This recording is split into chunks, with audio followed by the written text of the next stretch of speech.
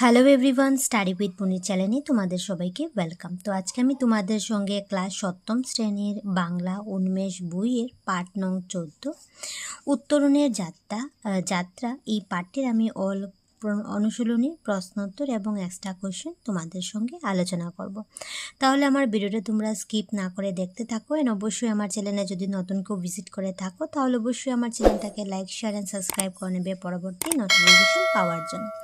তাহলে চলো এই পাঠটি অনুশীলনী তোমাদের সঙ্গে আলোচনা করি। তাহলে প্রথমে এই পাঠটি কিছু শব্দের অর্থ দেখে না, যেটা তোমরা খাতায় লিখে অবশ্যই শিখে নেবে। উত্তরণ হয়ে যাবে অতিক্রম, হাসি ঠাট্টায় হয়ে যাবে তোমার রঙ্গ তামাশায়, পরিশ্রম শব্দের অর্থ হয়ে যাবে মেহনত, হাসপাতালে হয়ে যাবে তোমার চিকিৎসালয়ে, এলোমেলো হয়ে যাবে এদিকে সেদিকে, তাড়াহুড়ো হয়ে যাবে তাড়াতাড়ি, তাচ্ছিল্য হয়ে যাবে অবজ্ঞার, গুরুতর হয়ে যাবে সাংঘাতিক, ভাবনা হয়ে যাবে চিন্তা, প্রতিষ্ঠিত হয়ে যাবে বিখ্যাত, গবেষণা শব্দের অর্থ হয়ে যাবে অনুসন্ধান, প্রণ হয়ে যাবে প্রতিজ্ঞা, ঘোরাফেরা হয়ে যাবে চলাফেরা, প্রাপ্তবয়স্ক হয়ে যাবে যুবক, পরনির্ভর হয়ে যাবে অন্যের উপর নির্ভর, আবিষ্কার শব্দের অর্থ হয়ে যাবে নতুন কিছু তৈরি করা, বিশ্বব্যাপী হয়ে যাবে পৃথিবীব্যাপী, বাহন শব্দের অর্থ হয়ে যাবে চলাচলের যান, তারপর শারীরিক হয়ে যাবে শরীর সম্বন্ধীয়। ঠিক আছে, তাহলে শব্দের অর্থগুলো অবশ্যই তোমরা খাতায় লিখে শিখতে পারো। তারপর ক্রিয়াকলাপ পাঠভিত্তিকের মধ্যে দেখে নাও। 1 নম্বর দেওয়া হলো যে নিচের দেওয়া প্রশ্নগুলির শুদ্ধ উত্তরটি বেছে বের করে সঠিক বৃত্তটি পূরণ করো। 1 নম্বর দেখে নাও, পাঠটির শুরুতে উল্লেখিত 6 বছরের বালকটির নাম কি? তাহলে দেখতে পাচ্ছ 4টা অপশন দিয়ে দিচ্ছে। 4টি অপশনের মধ্যে গ নম্বর সঠিক হয়ে যাবে যে রাল্ফ ব্রন হয়ে যাবে। ঠিক আছে, তাহলে গ নম্বর বৃত্তটি তুমি এভাবে পূর্ণ করে দেবে।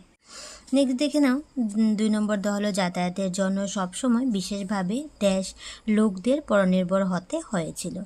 তাহলে 4টা অপশনের মধ্যে হয়ে যাব ক নম্বর সঠিক যে সক্ষম হয়ে যাবে। তাহলে ক নম্বর বৃত্তটি ভাবে তুমি পূর্ণ করে দেবে। নেক্সট দেখে নাও, 3 নম্বর দেওয়া হলো যে কার দুর্ঘটনার খবর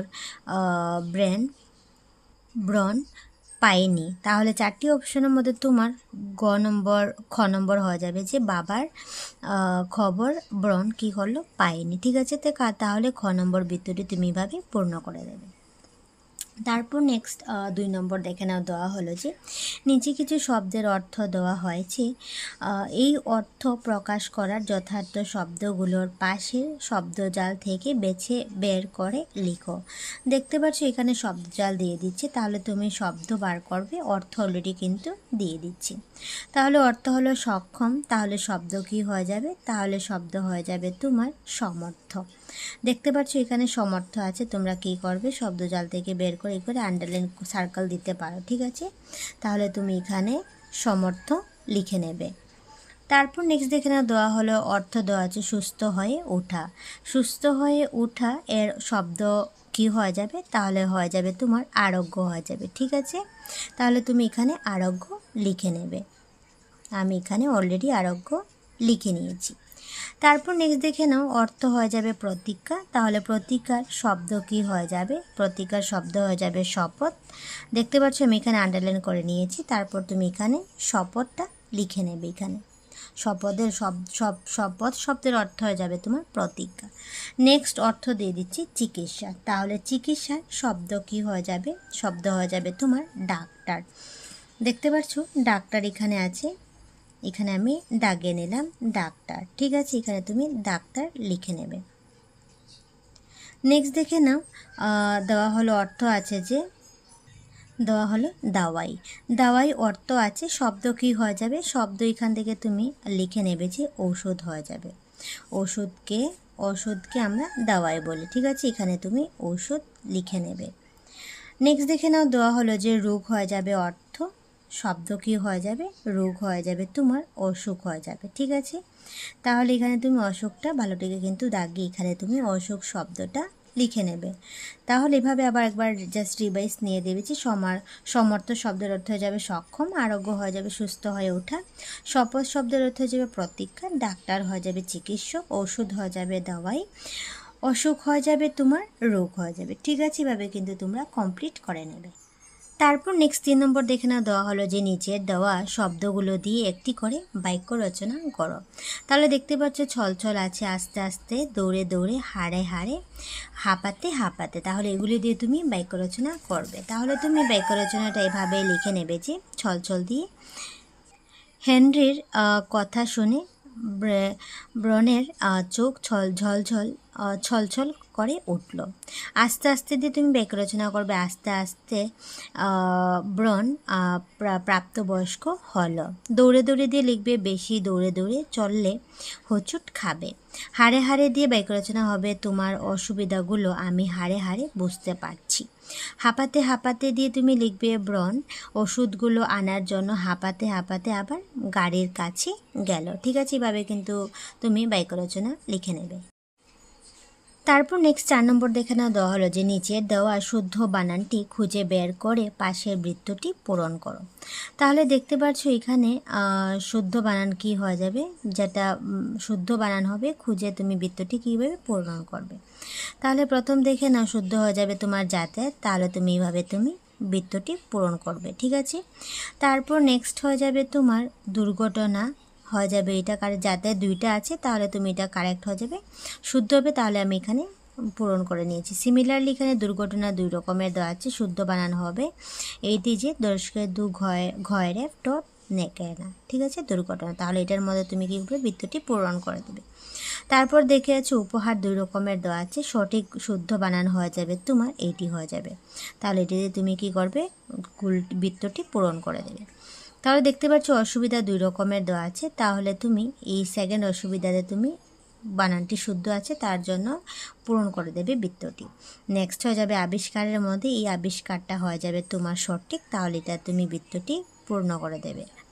ঠিক আছে, এভাবে কিন্তু তুমি সার্কেলটা দিয়ে পূর্ণ করবে। নেক্সট দেখে নাও 5 নম্বর দেওয়া হলো নিচে দেওয়ার প্রশ্নগুলোর উত্তর বলো এবং লিখো।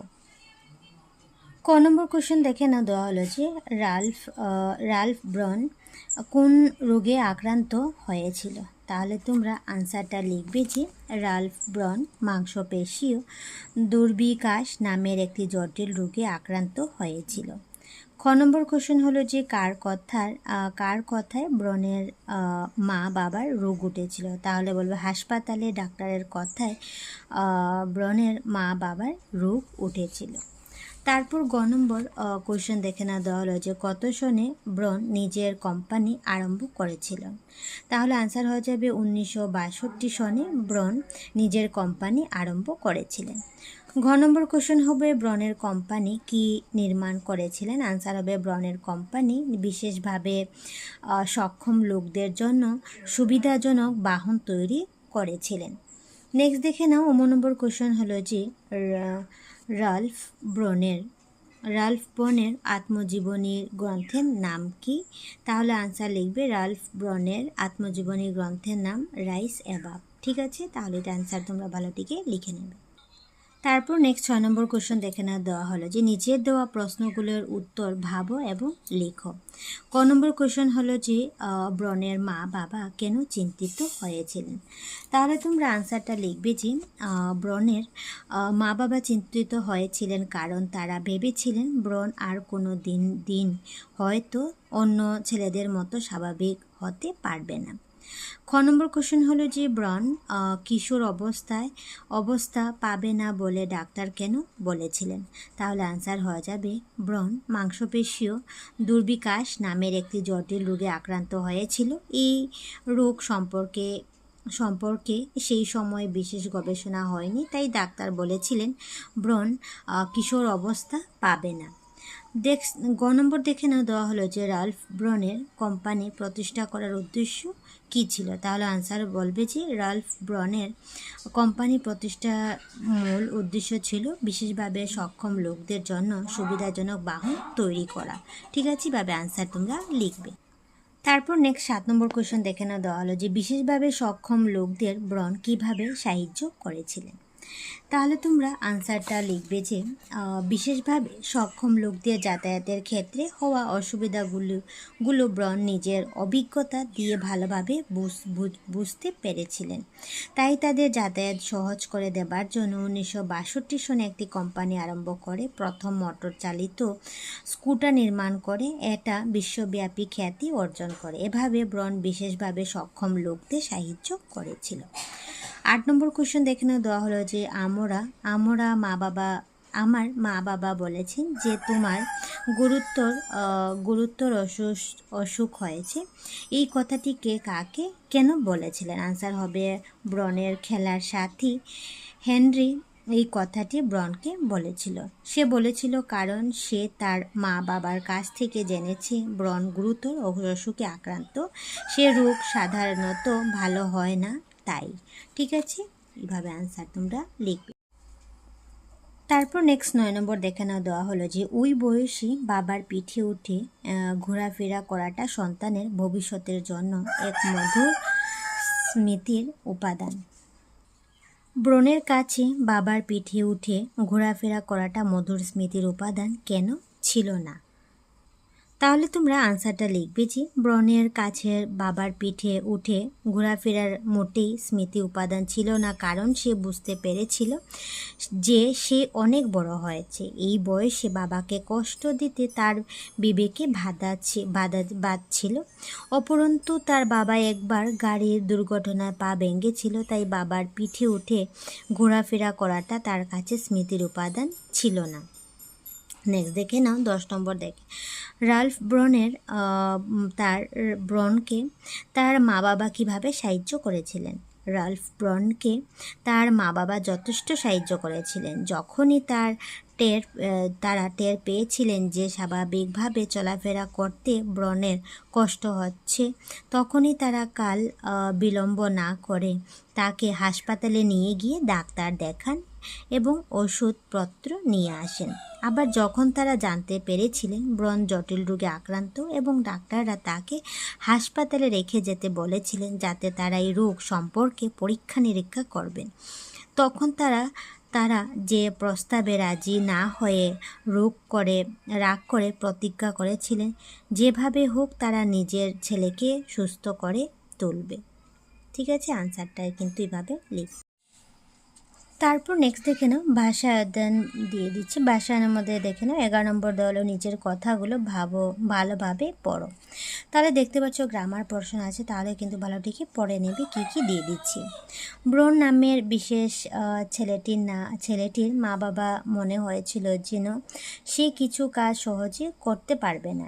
এই বাক্যটিতে ব্রন ছেলে, মা, বাবা শব্দগুলো এবং তার থেকে পাওয়া পদগুলো একটি নাম বোঝাচ্ছে, সুতরাং একটি হলো বিশেষ্য পদ। ঠিক আছে, তাহলে বিশেষ্য পদ তোমরা ভালোটিকে বুঝতে পারবে। তারপর দেখে নাও ব্রন দিয়ে দিচ্ছে ব্রন শব্দটি একজন নির্দিষ্ট ছেলের কথা বোঝাচ্ছে।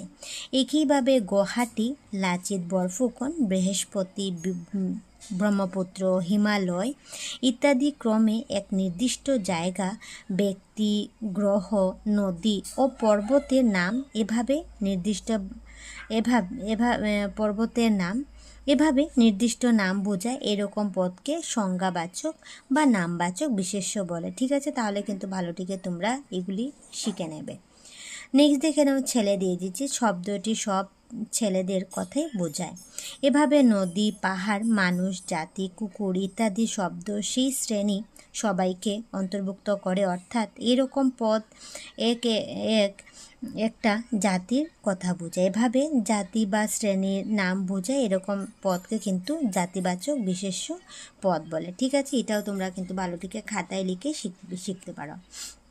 তারপর নেক্সট দেখে নাও বাক্যটিতে মা বাবা দুটি পদই জাতিবাচক বিশেষ্য অন্তর্ভুক্ত। মা বাবা, মামা, মামি, কাকা, ঠাকুমা, পিসি, দিদিমা ইত্যাদি জাতিবাচক শব্দগুলো একটি নির্দিষ্ট সম্বন্ধের কথা বোঝায়। এভাবে সম্বন্ধ বোঝানোর বিশেষ্য পদকে সম্বন্ধবাচক বিশেষ্য পদ বলে। ঠিক আছে, এটাও কিন্তু ভালোটিকে দাগে আবার। নেক্সট দেখে নাও যে গুণবাচক বিশেষ্য কাকে বলে। তাহলে তোমরা এখান থেকে বলবে যে যে আমি বলে দিচ্ছি, এই কথা শুনে ব্রণের মা বাবা রাগ করে উঠেছিলেন। এখানে রাগ পদটি একটি বিশেষ্য পদ। রাগ পদটির মনে অবস্থা বোঝায়। একইভাবে এখান থেকে লিখতে পারো যে একইভাবে দুঃখ, সুখ, দুঃখ, দয়া, ক্ষমা, সহানুভূতি, সহানুভূতি এসে ইত্যাদি পদগুলো মনের অবস্থা, ভাব, গুণ বা দোষ বোঝায়। এভাবে মনের অবস্থা, ভাব, গুণ, দোষ ইত্যাদি বোঝানো বিশেষ্য পদকে গুণবাচক বিশেষ্য পদ বলে। তারপর দেখে নাও ক্রিয়াবাচক বিশেষ্য পদ কাকে বলে। তাহলে তোমরা এখান থেকে লিখতে পারো, যেমন শিক্ষক, শিখন, পঠন, লিখন, গমন, ভ্রমণ, ভোজন ইত্যাদি। এভাবে কোনো কাজ করা বোঝানো বিশেষ্য পদকে ক্রিয়াবাচক বিশেষ্য পদ বলা হয়। ঠিক আছে, তারপর নেক্সট দেখে নাও, তোমরা জেনে রাখা উচিত বিশেষ্য পদ বিশেষ্যর মতো সর্বনাম পদও বিভিন্ন প্রকারের হয়। আমরা এখানে খুব সংক্ষেপে দুই একটি নিয়ে আলোচনা করব। প্রবৃত্তিতে তোমরা বিশদভাবে জানতে পারবে। দেখতে পাচ্ছ এখন হচ্ছে জাতি ব্যক্তিবাচক বা পুরুষবাচক সর্বনাম কাকে বলে। তাহলে তোমরা এখান থেকে লিখতে পারো যে উত্তম পুরুষ, মধ্যপুরুষ এবং প্রথম পুরুষ বোঝাতে ব্যবহৃত আমি, আমরা, আমাদের, তুমি, তোমরা, তোমাদের, সে, তারা, তাদের এই সর্বনামগুলোকে বলা হয় ব্যক্তিবাচক বা পুরুষবাচক সর্বনাম। নেক্সট হয়ে যাবে নির্দেশক সর্বনাম। দেখে নাও, কিছু কিছু সর্বনাম আছে যেগুলো কাছের বা দূরের কোনো ব্যক্তি বা বস্তুকে নির্দিষ্ট করে বোঝায়। এগুলোকে বলা হয় নির্দেশক সর্বনাম। যেমন ইনি, এগুলি, এদিকে, এটি, ওইদিকে, ওইগুলি, উনি, ওই ইত্যাদি। ঠিক আছে, তারপর দেখে নাও প্রশ্নবাচক সর্বনাম কাকে বলে। যে সর্বনাম পদ কোনো প্রশ্ন বোঝায় তাকে প্রশ্নবাচক সর্বনাম বলে। যেমন কে, কি, কোথায়, কাকে, কারা, কোনটি, কোনগুলি ইত্যাদি। ঠিক আছে, এছাড়াও নির্দেশক সর্বনাম, আত্মবাচক সর্বনাম, সাকল্যবাচক সর্বনাম সহ আরও নানা ধরনের সর্বনাম রয়েছে। ঠিক আছে, তাহলে কিন্তু এগুলি তোমরা ভালোটিকে পড়ে কিন্তু শিখে নেবে। খুবই ইম্পর্টেন্ট, গ্রামার পোর্শনের মধ্যে আছে। তারপর দেখে নাও 12 নম্বর দেওয়া হলো, নিচে দেওয়া পদগুলোর কোন বিশেষ্য বলো। তাহলে দেখতে পাচ্ছ পদ দিয়ে দিচ্ছে, কাকা দিয়ে দিচ্ছি, বিশেষ্য কি হয়ে যাবে তাহলে তুমি এখানে লিখবে। তাহলে তোমরা কাকার বিশেষ্য কাকা হয়ে যাবে তোমার সম্বন্ধ সূচক। ঠিক আছে, তারপর ফ্র্যাঙ্ক হয়ে যাবে তোমার নামবাচক, হাসপাতাল হয়ে যাবে নামবাচক, নিজের হয়ে যাবে ব্যক্তিবাচক।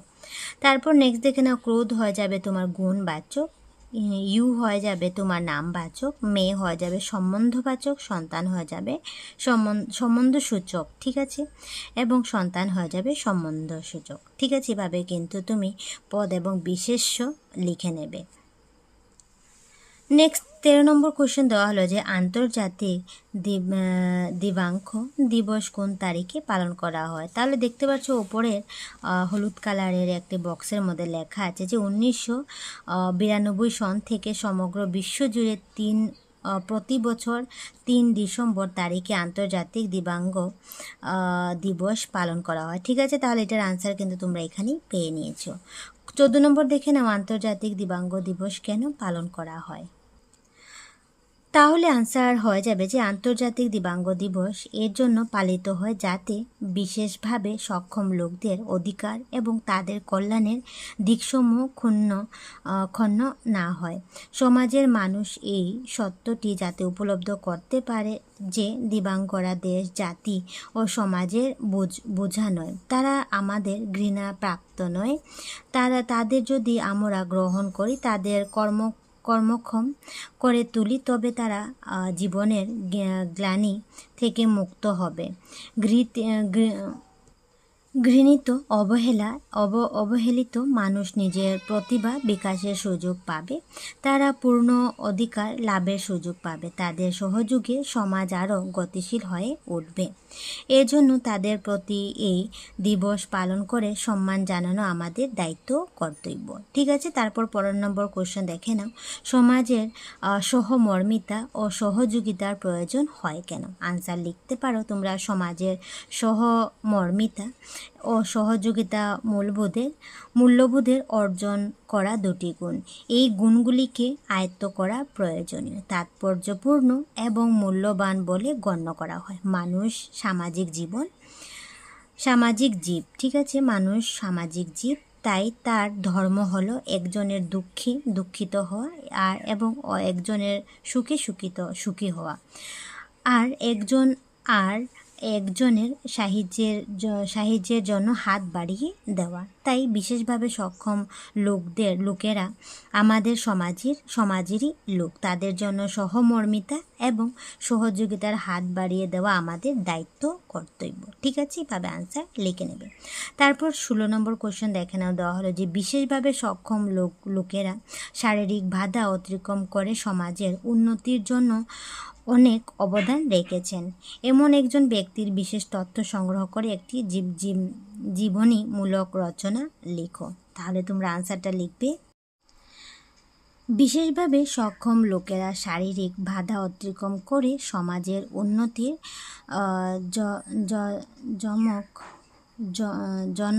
জনক অনেক অবদান রেখে গেছেন। ঠিক আছে, উন্নতির জন্য অনেক অবদান রেখে গেছেন।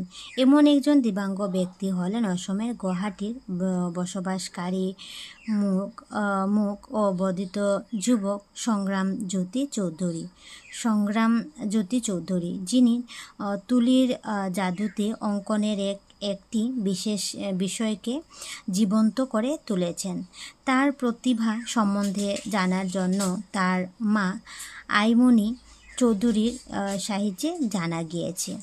আর্টিস্ট গিলো প্রশিক্ষণ প্রতিষ্ঠার তিনি 5 বছর ডিপ্লোমা লাভ করার পর চিত্রকলা শিক্ষাদানের জন্য নিজস্বভাবে চিত্রাঙ্কন কলাকেন্দ্র খোলেন। সংগ্রাম জ্যোতি এখন পর্যন্ত সর্বভারতীয় পর্যায়ে বিভিন্ন চিত্রাঙ্কন প্রতিযোগিতায় অংশগ্রহণ করে অনেক পুরস্কার লাভ করেছেন। অন্যদিকে 5ম ভারতীয় কলা প্রতিযোগিতায় দিব্যাঙ্গদের জীবন সমৃদ্ধি এই বিষয়ে ছবি এঁকে তিনি প্রথম পুরস্কার লাভ করেন। তদুপরি রাষ্ট্রীয় সংহতিকে কলার মাধ্যমে মূর্ত করার জন্য আয়োজিত কলা প্রদর্শনীতে অংশগ্রহণ করে তিনি ভূয়সী প্রশংসা অর্জন করেছেন। তার কলাকৃতি আন্তর্রাষ্ট্রীয় পর্যায়ে বিশেষ করে জাপান, ফ্রান্স ইত্যাদি দেশের সমাদর লাভ করতে সক্ষম হয়েছে। সংগ্রাম জ্যোতির প্রবল আত্মবিশ্বাস এবং অতুলনীয় কলাকৃতিতে আমরা সবাই গৌরবান্বিত। ঠিক আছে, এভাবে আনসার তোমরা লিখে নেবে। তারপর 17 নম্বর কোয়েশ্চন দেখে না দেওয়া হলো যে তোমরা তোমাদের বিদ্যালয়ের গ্রন্থাগার থেকে আত্মজীবনী সংগ্রহ করে পড়ো এবং আত্মজীবনী ও জীবনীর মধ্যে কি পার্থক্য আছে লিখো। আনসার লিখবে। আত্মজীবনী বলতে সাধারণত নিজের জীবনের কাহিনী বোঝায়। বাংলা সাহিত্যের আত্মজীবনী একটি গুরুত্বপূর্ণ ধারা, যেখানে লেখক নিজের জীবনের ঘটনা, অভিজ্ঞতা, হাসি কান্না, সুখ দুঃখ এবং কর্মজীবনের বিবরণ তুলে ধরেন। জীবনী সাহিত্য হলো অন্য কারো কাহিনীর জীবনের কাহিনী বা তৃতীয় পক্ষের লেখক দ্বারা গবেষণার মাধ্যমে লেখা হয়। জীবনী এবং আত্মজীবনীর মধ্যে মূল পার্থক্য হলো লেখক এবং দৃষ্টিকোণ। জীবনী বস্তুনিষ্ঠ এবং নিরপেক্ষ হয়, কিন্তু আত্মজীবনীতে লেখক নিজস্ব দৃষ্টিভঙ্গি ও আবেগের প্রতিফলন থাকে। ঠিক আছে, এভাবে কিন্তু আনসারটা তোমরা লিখে নেবে। তারপর এই পার্টের কিছু অতিরিক্ত কোয়েশ্চেন দেখে নাও, যেটা তোমরা খাতায় লিখে কিন্তু অবশ্যই শিখে নেবে। দেখে নাও পার্টটির শুরুতে পাওয়া 6 বছরের লোকটির নাম কি? তাহলে হয়ে যাবে শুরুতে পাওয়া ছেলেটির নাম হয়ে যাবে তোমার রালফ ব্রন হয়ে যাবে। রাল্ফ ব্রনের সঙ্গীর নাম কি? তাহলে হয়ে যাবে রাল্ফ ব্রনের সঙ্গীদের নাম কি? তাহলে সঙ্গীদের নাম হলো হেনরি, ফ্র্যাঙ্ক ও ইউ হয়ে যাবে। তারপর 3 নম্বর কোশ্চেন দেখে না দেওয়া হলো যে ব্রন তার সঙ্গীদের সঙ্গে কি খেলা খেলেছিল। আনসার হয়ে যাবে ব্রন তার সঙ্গীদের সাথে মাটিতে খেলনা গাড়ি চালিয়ে খেলছিল। উত্তরণের যাত্রা পাঠটিতে কত খ্রিস্টাব্দ এবং কত ঋতুর নাম আছে? আনসার হয়ে যাবে উত্তরণের যাত্রা পাঠটিতে 1947 সালের গ্রীষ্ম ঋতুর নাম আছে। হেনরির কোন কথা শুনে ব্রনের চোখ ঝলঝল করে উঠেছিল? আনসার হয়ে যাবে হেনরি বলেছিল ব্রনের খুব গুরুতর অসুখ হয়েছে, ভগবান খুব তাড়াতাড়ি তাকে তার কাছে নিয়ে যাবে। এই কথা শুনে ব্রনের চোখ ঝলঝল করে উঠেছিল। 6 নম্বর কোশ্চেন দেখে নাও যে ব্রনের বাবার কিভাবে পা ভেঙেছিল? আনসার হয়ে যাবে মোটর দুর্ঘটনায় ব্রনের বাবার পা ভেঙেছিল। 7 নম্বর কোশ্চেন হলো রাল্ফ ব্রন কি তৈরি করেছিলেন? আনসার হয়ে যাবে রাল্ফ ব্রন মোটর চালিত স্কুটার তৈরি করেছিলেন। 8 নম্বর কোশ্চেন দেখে নাও রাল্ফ ব্রন কত বছর জীবিত ছিলেন? আনসার হয়ে যাবে রাল্ফ ব্রন 73 বছর জীবিত ছিলেন। 9 নম্বর দেখে নাও রাল্ফ ব্রনের আত্মজীবনী গ্রন্থের নাম কি? তাহলে হয়ে যাবে রাল্ফ ব্রনের আত্মজীবনী গ্রন্থের নাম রাইস অ্যাবাভ হয়ে যাবে। ঠিক আছে, তাহলে এই ভিডিওটা আমি এখানেই শেষ করলাম। ভিডিওটা কেমন লাগলো অবশ্যই কমেন্টে জানাবে। তাহলে টাটা।